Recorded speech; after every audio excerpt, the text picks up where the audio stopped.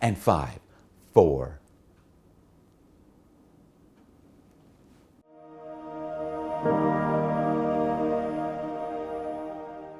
Hi, my name is Father Mike Schmitz, and this is Ascension Presents. So one of the things people will come to me and ask about, well, actually, I don't know if they come to me. In fact, this is one of those things that people don't come to me about because they're so embarrassed about it, and it's the idea of comparison.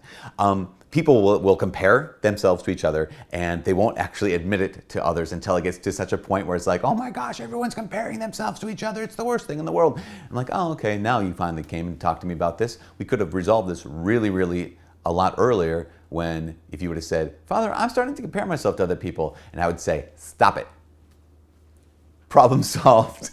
That's what this whole video is going to be about. You're comparing yourself? Stop it. So if you want to just jump to the end, you don't even have to hear the rest of this, because you know what you're going to hear me say when it comes to comparison? Stop it. Okay, there you go. There's the lesson. Why? Because comparison is the worst. In fact, I think it was Aristotle who once said, comparisons are odious.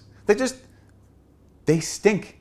They're awful. They don't actually make you happy for a moment. In fact, comparison is kind of related to envy in that way. Maybe you've heard it said in the past that all other sins we choose, they make us feel happy for at least a moment. Like think about any sin that you and I might happen to choose. Every one of them makes us happy for even just a second.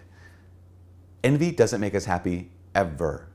From the moment you're envious until you hold on to it, until the day you stop being envious, it didn't make you happy. It didn't give you any joy. It didn't give you any pleasure at all. And comparison is very much like this. It's very much like the cousin of envy. And one of the things that can happen for us a lot in the church is we compare ourselves to this, like, this fake ideal Catholic, right? We have this idea. Sometimes you have this idea. Maybe you don't have it, in which case you're spared of this, and awesome, well done, keep it up. Of like cookie cutter Catholicism. Cookie cutter Catholicism is that, okay, so I have this parish and the people who are like really involved are all about X, Y, and Z.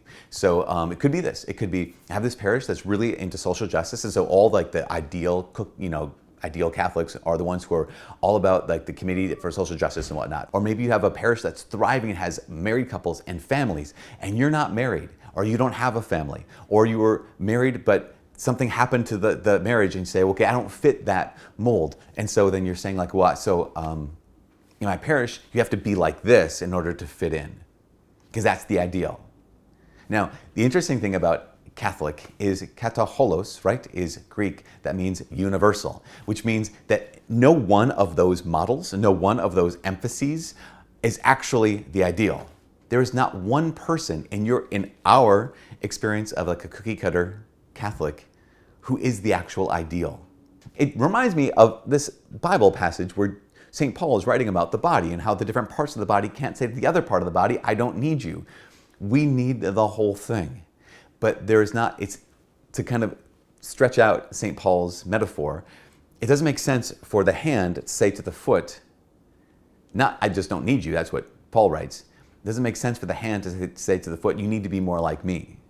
That doesn't make any sense. It makes no sense for the foot to say to the hand, like, why can't, I'll never fit in this body because I'm not a hand. Like, no, that makes no sense. So if you find yourself comparing yourself to other people in your parish or in the church and say, well, because I'm not them, I don't fit. Stop it, because you're wrong. But that's false. In fact, a more kind of accurate image that I have is God has given you a plot of land. And he says, okay, build on it. Now, there are some things that on your plot of land, if you looked at your life as a plot of land here, there's some things on your life that, like, they got to go. Like, it doesn't work. If you're going to be following Jesus, like, yeah, this has to be torn up. This has to be fixed. This has to be repaired. This has to be eliminated. We all have things in our lives that are like that. But here's the important thing. But there's also stuff on your plot of land that need to be cultivated. There's things that need to be eliminated, but there's also things that need to be cultivated. There's this grove of trees that's on your land, and like, well, no one else has trees on their spot, on their property. Like, well, so I need to cut those down. No, you don't. If you want this grove of trees, or you have these rose bushes, like no one else has rose bushes, like maybe I should cut those rose bushes down. No, that's part of what makes your plot of land unique. And the Lord gave you this plot of land. Yep, some things need to be eliminated, but some things need to be cultivated. And they might make you look, actually no, they will make you look different. But God gave those gifts, and they have to be gifted things, right? He gave you those gifts to cultivate. So when you start building, you start cultivating the land, eliminating some things and cultivating other things, it has to look different. If you say, like, I've got this, it's kind of messed up, my plot of land has this whole big dirt ravine going through it, doesn't look as pretty as other people's. Okay, well, can you fill it in? No, I can't. I have to build around it. Okay, then you get to build around it. Because you were created in this unique way. Now, some things were given to you, you're created that way, and some things happened to you, right? Someone created that ravine, or an accident happened and that ravine was there, and you get to work with it. But it's part of what's going to make your plot of land completely unique. The thing is, God does not desire any of us to be a cookie cutter. I said there's no such thing as an ideal.